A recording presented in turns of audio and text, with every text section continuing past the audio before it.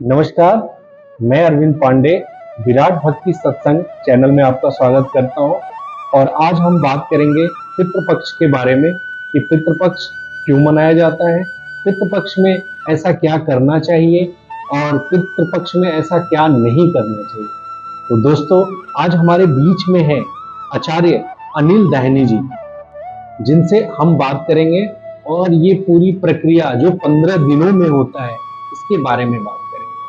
तो पंडित जी, आपका स्वागत है। जय सुखी रहो।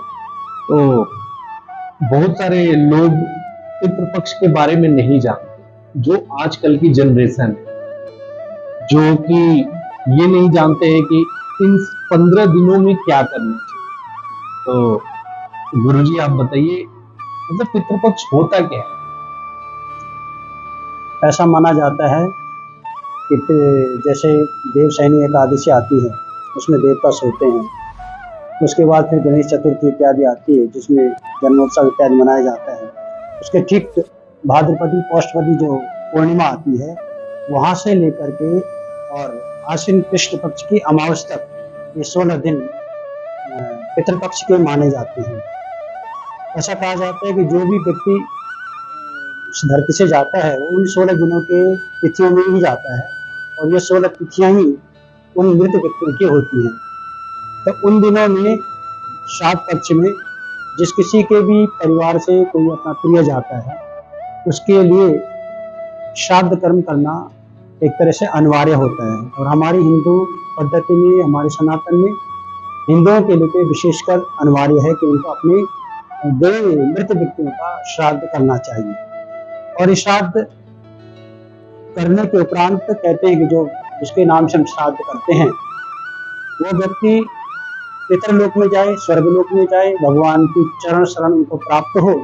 उसके लिए उनके निमित्त जो पितृ कार्य किया जाता है उसको उनको क्यों नहीं करना चाहिए। इसके लिए सबसे पहले जानकारी होती है कि हमारा जो व्यक्ति था हमसे किस तिथि में उसका स्वर्गवास हुआ है, किस तिथि को स्वर्ग को गया है, उनका देहांत हुआ है।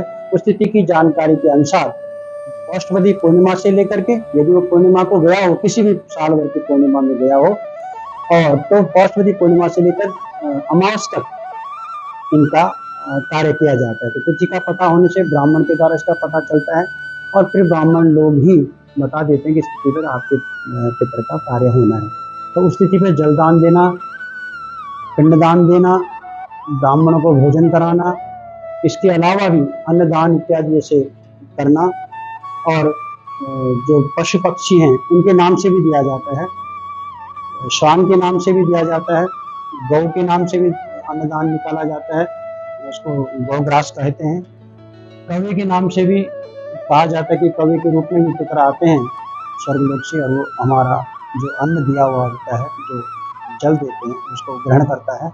उसके करने से जो पितरलोक देवलोक से आते हैं, पितरलोक से आते हैं धरती पर, और यहाँ पर आकर के वो अपने वंशज जो होते हैं उनके परिवार के आगे, उनके घर के आगे वो खड़े होते हैं। कहते हैं कि दोपहर तक 2 बजे तक का समय ज़्यादातर कहा जाता है। इस समय तक यदि पितरों के नाम से किसी भी व्यक्ति ने कुछ भी दान नहीं किया तो वो थोड़ा अपने अप्रसन्न होकर के जाती है। और यदि कोई जल दान दे देता है, अन्नदान दे देता है, ब्राह्मण को घर में बुला के जल तर्पण इत्यादि कराता है, श्राद्ध कराता है, तो वो संतुष्ट होते हैं और अपना आशीर्वाद अपने वंशजों को देते हैं, उनकी कुल वृद्धि के लिए देते हैं। और यदि कोई व्यक्ति ऐसा नहीं करता है तो कहते हैं कि व्यक्ति वो पितर थोड़ा संतुष्ट नाराज होते हैं और उनके लिए वो एक पितर दोष लग जाता है।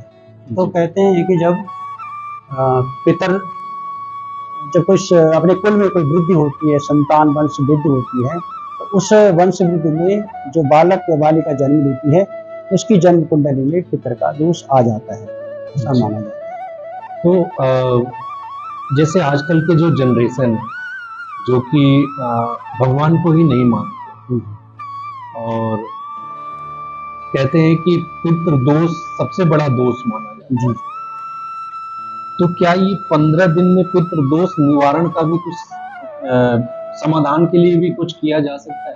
जी हाँ, जरूर किया जाता है। इसके लिए इन 15 दिनों में आप यदि कुछ नहीं भी कर सकते हैं, कोई जरूरी नहीं उसके लिए आप ब्राह्मण कोई घर पे बुलाएं या किसी तीर्थ स्थान पर जाएं, वहाँ जाकर के आप पितृ की निमित्त का कार्य करें। आपके पास जो सहूलियत है, जो आप सरलता से कर सकते हैं, आप गौशाला में जाइए, वहाँ गौग्रास खिला दीजिए, आपके पितरों के नाम से बताओ। आज हमारे अपने मन में संकल्प लीजिए कि आज मेरे पिता की तिथि है, या मेरी माता की तिथि है, या हमारे दादी दादा की तिथि है, जो भी कोई वंश का है, उसके लिए पुत्र कर सकता है। पुत्र नहीं तो पुत्र के जो पुत्र हैं वो कर सकते हैं, पौत्र कर सकते हैं इस कार्य को। प्राय हमारे समाज में पुरुष ही ज्यादा करता है, लेकिन जहाँ पुरुष नहीं है वहाँ स्त्रियों को भी करने का शास्त्र ने आदेश दिया है।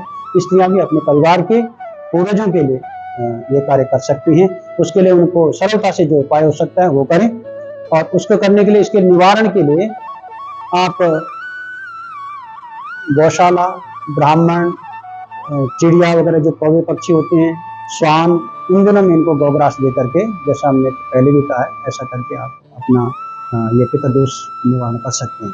और अभी आप तीर्थाटन कर सकते हैं, कहीं जा सकते हैं, गया जा सकते हैं, हरिद्वार जा सकते हैं, तो वहाँ पर भी इस तरह का ये संकल्प किया जा सकता है और उनके लिए मूर्ति का उपाय किया जा सकता है। ये पंडित जी ने बहुत ही अच्छा सबको बताया कि अगर पुरुष जिस घर में महिलाओं को भी अधिकार है कि वो पितृदोष निवारण के लिए वो भी श्राद्ध कर सकता है। ये हमारे शास्त्र में एक अच्छा विधान है। महाराज जी, एक चीज और आपसे पूछना चाहते हैं कि पितृपक्ष में बहुत सारे कार्य वर्जित होते हैं, जैसे कि लोग कहते हैं कि नए कपड़े नहीं खरीदना चाहिए जब तक आप श्राद्ध नहीं कर रहे। बहुत सारे लोग कहते हैं कि सेविंग नहीं कराना चाहिए, कुछ भी नया कार्य नहीं करना चाहिए। तो मतलब ये किस लिए है, मतलब क्या करना चाहिए और क्या नहीं करना चाहिए? ऐसा माना जाता है, हमारी मान्यता है कि जो पितृ पक्ष जब चल रहा होता है तो उस दिन में कोई नया वस्त्र खरीदते नहीं है और उसको पहनते भी नहीं है। लेकिन यदि आपने किसी के निमित्त देना है तो आपको खरीदना पड़ेगा और देना पड़ेगा। या स्वयं के लिए अगर कोई परिवार में इस तरह से कोई उसी समय में हो जाती है, किसी की मृत्यु होती है, तो उसके लिए उस समय तुरंत नया कपड़ा खरीद करके जाते हैं, पहन करके फिर उसका श्राद्ध कर्म करते हैं। श्राद्ध जो शब्द है वो श्रद्धा से ही आता है। श्रद्धा, जो श्रद्धा हमारे अपने के प्रति कितनी थी, उसी को बाद में श्राद्ध के नाम से आगे बढ़ा दिया गया है। और वो श्राद्ध पक्ष के नाम से ये भी पितरों के लिए ये दिन है। इन दिनों में भाई आप साल भर नहीं कर सकते किसी को याद, तो इन दिनों में अवश्य कीजिए, क्योंकि ऐसा तो है नहीं कि हमारा कोई एक ही व्यक्ति गया है। तो 16 दिनों में न जाने हमारी पीढ़ी के कितने लोग गए हैं जी। तो उनके निमित्त पे जो पितर अभी आपका गया है और आप उसको मनाते हैं, 2, 4, 6 साल से मनाते हैं, तो उस दिन उस तिथि पर उस पितर के नाम से किए हुए कार्य अन्य ऊपर के जो पीढ़ी के पितर होते हैं उनके लिए भी जाते हैं और उसका फल उनको भी मिलता है। पितृपक्ष में क्या नहीं करना चाहिए, जैसे मांस इत्यादि का भक्षण नहीं करना चाहिए, शराब इत्यादि नहीं पीनी चाहिए, कोई अभक्ष सामग्री को ग्रहण नहीं करना चाहिए, नहीं किसी ब्राह्मण को, गौ को, कुत्ते को और कौवे को देनी चाहिए, इनका यहाँ निषेध होता है और अन्य कोई विशेष इसमें नहीं। अच्छा, किसी की कुंडली में पितृदोष लग जाए तो उसके जीवन में क्या प्रभाव पड़ता है? किसी के जीवन में यदि पितृदोष, जैसे लग्न में माना जाता है कि राहु बैठा है तो पितृदोष होता है जी। चतुर्थ घर में केतु बैठा हुआ है तो पितृदोष माना जाता है। पंचम घर में, सप्तम घर में, अष्टम घर में, नवम घर में यदि कोई दुष्ट ग्रह जैसे राहु केतु बैठे होते हैं, इनके साथ सूर्य का मिलन होता है या चंद्र का मिलन होता है, तो पितृदोष प्रमुख रूप से माना जाता है जी। पितृदोष होने से घर में गृह क्लेश होते हैं जी। कोई मांगलिक कार्य नहीं होता है, शुभ कार्य के न होने के कारण, या कोई घर में बीमार पड़ा रहता है, कुछ नहीं भी है तो भी वो 4 पे भी पड़ा हुआ है, डॉक्टर के पास ले जाते हैं, कोई बीमारी नहीं निकलती है जी। फिर भी व्यक्ति 4 पे भी बैठा हुआ है और कोई भी कई वर्षों से कोई मंगल कार्य घर में नहीं हो पा रहे हैं, तो ये पितृदोष होता है। बिजनेस में, व्यापार में कमी आ रही है या बढ़ नहीं रही है, केवल भोजन के लिए, मतलब केवल पेट वृद्धि के लिए अपना व्यापार कर पा रहे हैं, कोई उन्नति नहीं हो रही है, कुल में कोई वृद्धि नहीं हो रही है, वंश वृद्धि नहीं होना, ये कुछ लक्षण ऐसे होते हैं जो पितृदोष के बताए जाते हैं।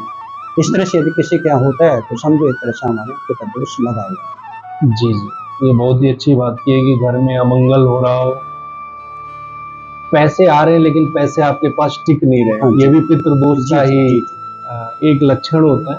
तो महाराज जी ने बहुत अच्छा बताया अभी।